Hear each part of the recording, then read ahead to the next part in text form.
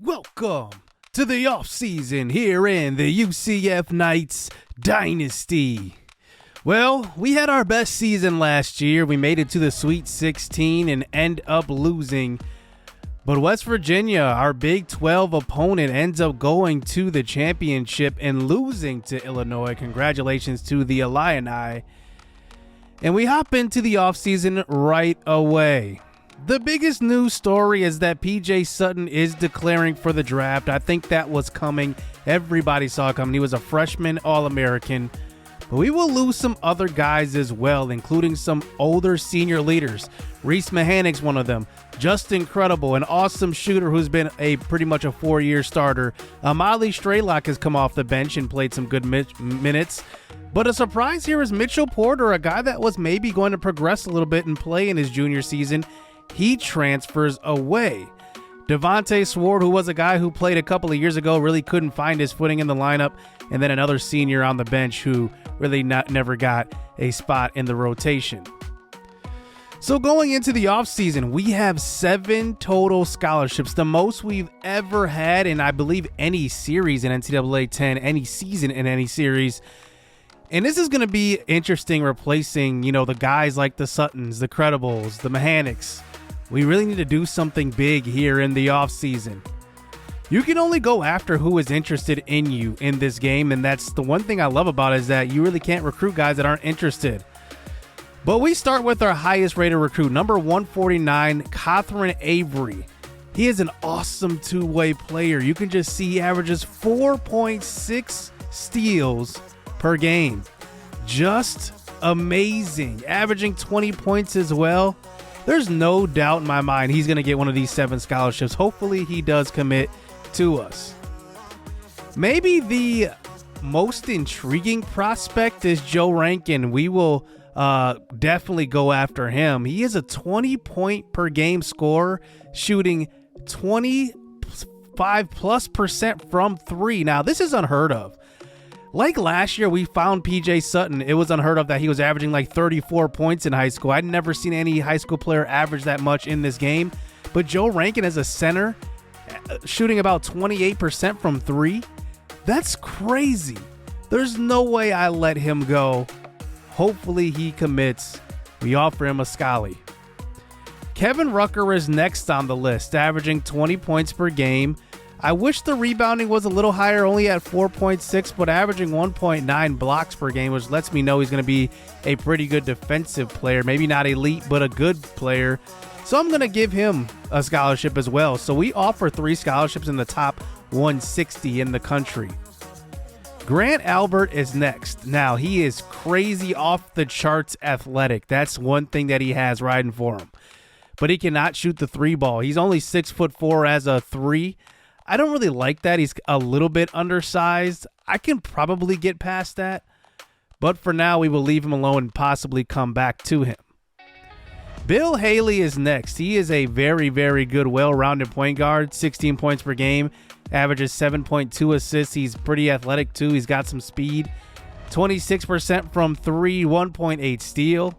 This is a guy that I can really, really get behind. I really love his versatility on both offense and defense. 6'1" isn't the tallest, but it isn't, 5'10". So I'm going to offer him a scholarship as well. So that's 4 total scholarships given out so far. Maybe my favorite prospect is Damien Clemens. I just like that he can shoot the 3 ball well. And it basically shows that he didn't really start. He came off the bench in high school. Coming off the bench and you're ranked in the top 200 and you're shooting a 3 ball like that, maybe that just shows what type of player he is. I really like him. He's one of the highest 3-point percentage guys that we've ever recruited here.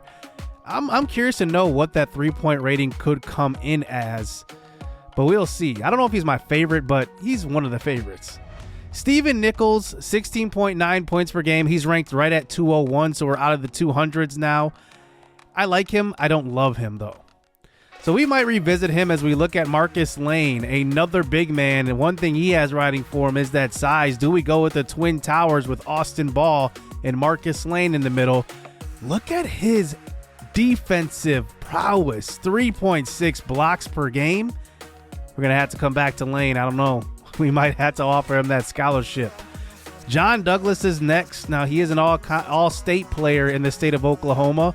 17.8 points per game, 5 rebounds. He doesn't shoot the three ball well. That's not expected as a big man, but I think that just shows Rankin, who was that center that averaged about 27% from three, how unique that is. Bill McCall is next. He is, I would say, pretty well-rounded. 8.3 points per game, 3.5 rebounds, 1 steal, about 3 assists. Doesn't shoot the three ball well, but he kind of has some versatility on offense and defense. Doug Mcrae is next, but he ended up signing with St. John, so we will leave him alone. But maybe the most intriguing prospect is Kit Betts. Shooting 43% from three. He's ranked number 283 in the nation. He was an all-state player in New York and Coney Island, averaging 10 points per game, but he is a 6'5" shooter. That length can be very, very valuable, so I am going to offer him a scholarship. Being a point guard with that size, we haven't had that yet in this series. We definitely need to recruit for depth also, because I think that what we're going to win with this year is our depth. We don't have the PJ Sutton. We don't have the shooting of just incredible. Maybe we have somebody that can shoot just as well as credible. We'll have to see after training. But Alan Dooley comes in, and he is a very good recruit also. As a 3, he actually shoots the ball pretty well for what I've seen for threes coming in shooting. They usually shoot like below like 12%. He's shooting at 18%. Not even sure why. This game is pretty old, so back then, threes weren't really shooting threes that much. Forwards, I should say, aren't shooting threes like that, so that's why the three-point percentage is pretty low. Looking at Bobby Major, another forward, 15 points per game. I don't see anything special with him. He kind of just does everything, though. 1.8 rebounds is very bad. 1.1 blocks per game. I'm not sure if I will go back to him. Rupert Searcy, what a name that is. We're number 2 on his list. He is the number 342 ranked player coming out of high school. And I look at his stats, and I don't see anything popping out. So I think I will probably leave him alone. He is an all-state player in the state of Vermont, but there's not many guys coming out of Vermont. The last 2 guys on the list, we had 17 total players we added to our prospect watch list. Tim Coffey, nothing too great. 7 points, 7 rebounds. I would say that the 7.5 rebounds is actually one of the highest we've seen out of all these guys. But I don't see anything that's going to knock your socks off here. Out of West Virginia, only 6'5". I think I'm going to pass. But the last guy here is interesting. Number 531, our lowest ranked prospect, shoots the highest percentage from three, 50%. Michael Vasher, 6'2" guard. I'm not sure he will play this year, but I like to recruit for down the road as well. So we simulate ahead a week, and we find out that Avery, Rankin, and Rucker all commit. So our top 3 ranked guys that wanted to come to the school commit immediately after we offer them that scholarship. That is amazing. Damien Clemens is a guy that I really, really like because of that 6'5" ability to shoot the basketball and score. He commits. John Douglas ends up going to West Virginia. I don't think I offered him a scholarship anyway. But we do get Kit Betts. So we get 6'5" Kit Betts, 6'5" Damien Clemens. That's going to be a long backcourt if we do go with those 2 there. And then we end up signing Alan Dooley, who is an awesome all-around defensive guy at the 3. And then Vasher ends up committing as well, a developmental guard we can have in the rotation down the road.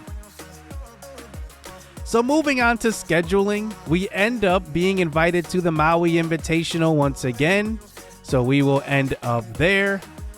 And we get into our schedule here. We will start against Loyola Chicago. So that will be a pretty cool game there to start it out versus Sister Jean on the road. We play Jackson State, and then the Maui Invitational starts versus number 21 Drake. And we play a lot of non-conference games that aren't really too hard, but we do play Loyola Chicago again, so we play them twice in the same year. Hopping into Big 12 play, West Virginia comes into the year number 3, Baylor's number 13. We play them both twice. And then we play Kansas, the second to last game of the year. They are ranked number 6 in the country. Going into training this year, I think what I want to do is just be a good shooting team. I think that because we had such good scorers last season that we got away with leaning on them a lot more. I think we need to rely more on the team aspect more than the individuals like PJ Sutton, like Credible to bail us out with threes. I think we're going to need to go inside some more, and I think adding that big man will do. So let's hop into the final roster. Now, you guys submitted guys a couple of seasons ago. I used the submissions from that post, and here they are. First, at 75 overall, the stretch 5 is going to be Moses Miller, a guy that comes in with 83-point field goal, can also score in the middle. Fun fact about him is that he was a guard going into his senior year, but all of a sudden that summer before that season, he shot up 9 inches, ends up being 6'9", just an incredible growth spurt. That's why he was ranked so low. Now, Russell Rhodes ends up taking the place of one of the 6'5" guards, and he comes in with a 91 3-point field goal, one of the highest we've had as a freshman. Actually, might be the highest we've had. I don't know where he's going to be in the lineup. I'm guessing he's going to start, though, at the 2 or the 3. It's amazing, though. We have 2 6'5" guys coming in right now. Justin Jones might be the best prospect that we have based on his ranking. He was the top ranked guy we went after, and his ability. 93 stealing. He's going to be incredible on defense. 97 defensive awareness. He's going to be starting a lot of fast breaks. He could start at the 2 just because of his defensive ability. He's also not a bad shooter at all. That's obviously not his calling card, but he can knock him down. 82 3-point field goal, 77 field goal. Not too bad for a defensive specialist. Sam Hayes will be the starter at the point guard position going into his senior year. Bob Sharp will also come off of the bench. Hopefully we see more Bob Sharp. We didn't really see him too much. We kind of stuck with that 5-man rotation quite a bit. But the guy that had the biggest offseason that is a sophomore coming into this year is Jacob Hill. Easily the highest 3-point field goal rating on our team at 92. He's definitely going to play. There is absolutely a shot that he's going to start at some point in this series and in this season, just based on his shooting ability alone. I can't wait to see that in action. Now, coming off the bench here, our first big man is going to be Tyler Kolchak coming into his senior year. You know, we did have his brother Nash Kolchak, who played some big minutes early on in this series. He's transferred over, and he's looking to get some more playing time this year. Obviously not the starter, though, but he will get some minutes, and I'm looking forward to seeing what he can do coming off of the bench. One of our defensive big men is going to be Justin Lewis. I like what he does. I think the thing with him is I just need him to develop a little bit more, and he will do that as he gets more experience in the program. Get him in the rotation more, get him some minutes. He's just a freshman. He will develop into something special given the time. Now, I look at like all of our freshmen, we have 7 total, and I like our balance. Like, we have guys that can shoot, we have guys that can pass, guys that can defend, everything. Bishop Pacheco is another guy coming into this season that's going to be another defensive guy. 97 defensive rebound rating. That is the highest on the squad. Marcus Knight is the 6'5" point guard. I'm kind of thinking that I might want to kind of save him for after Sam Hayes leaves. We'll see how that goes. Obviously, the length, you can't deny it. 2 6-foot guys in the backcourt.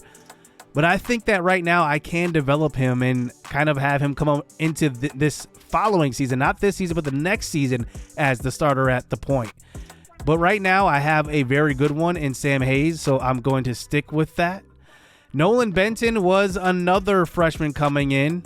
81 field goal, only at 65 3-point. Hopefully, after a couple of seasons of training, that will be in the 70s, because if you're in the 60s 3-point rating, you're pretty much not a threat from deep. and I like having everybody at least try to be a threat, except our big men. But now we have Moses Miller, who's going to be a stretch 5. That's going to be quite a game changer for us. Now, some guys that will come in reserve, and this is only in reserve just in case of injury. Alex Severson is the first. Not bad. He's a good player. I think he just needs some development. So he's going to take this bench year. I'm not going to redshirt him. I don't know if the game redshirts you naturally, but he's a guy that I would like in the future just developing. And we come into this season as the number 22 ranked team in the NCAA.